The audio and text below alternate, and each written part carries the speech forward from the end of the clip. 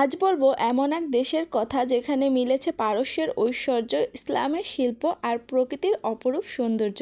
বলছিলাম ইরানের কথা, অর্থাৎ আর্যদের দেশের কথা।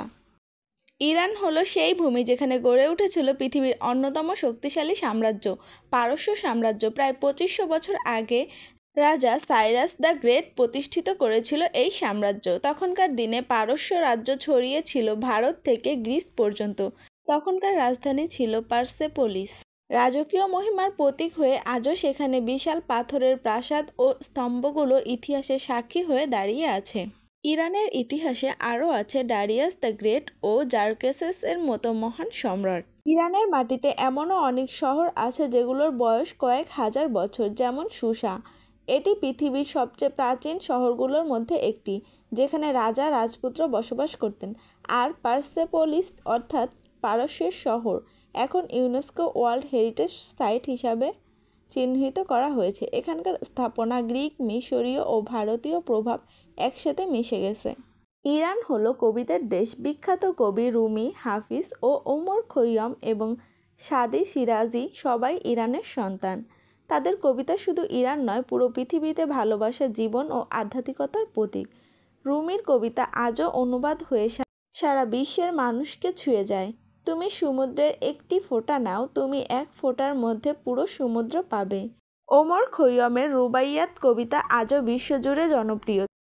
ইরানি কার্পেট বিশ্বের সবচেয়ে সুন্দর ও দামি কার্পেট। এটি সম্পূর্ণ হাতে বোনা শিল্পের একটি অনন্য নিদর্শন। ইরানি কার্পেটের ইতিহাসও বেশ পুরাতন। কার্পেটগুলো বোনা হয় উল, রেশম, তুলা এই তিনটির সংমিশ্রণে। কার্পেটের রং তৈরি হয় প্রাকৃতিকভাবে, যেমন ডালিম, আখরোটের খোসা, নীলকান্ত ফুল, জাফরান আর বেগুনের ফুল থেকে তৈরি রং। এই রং শতাব্দীর পর শতাব্দী টিকে থাকে। কার্পেট বোনা হয় হাজার হাজার গিট দিয়ে। একটি ছোট কার্পেটে প্রায় 10 লাখের মতো গিট থাকতে পারে।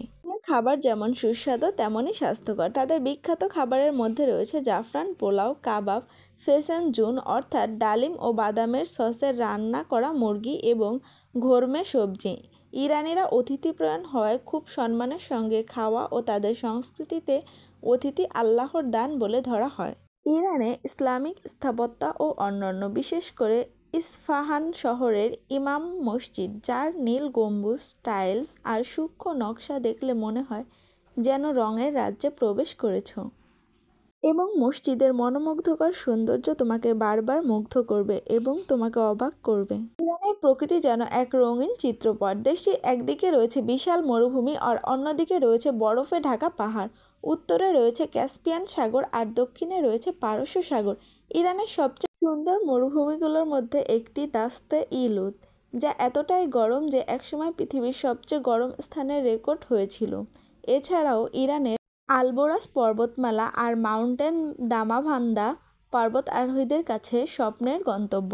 ইরানিদের সবচেয়ে বড় গুণ হলো তাদের অতিথিপরায়ণতা। যদি তুমি ভিনদেশী হিসাবে ইরানে যাও, তারা তোমাকে পরিবারের সদস্যের মতোই গ্রহণ করবে। তারা ভদ্র, হাসিখুশি এবং তাদের আচার লুকিয়ে আছে হাজার বছরের ঐতিহ্য।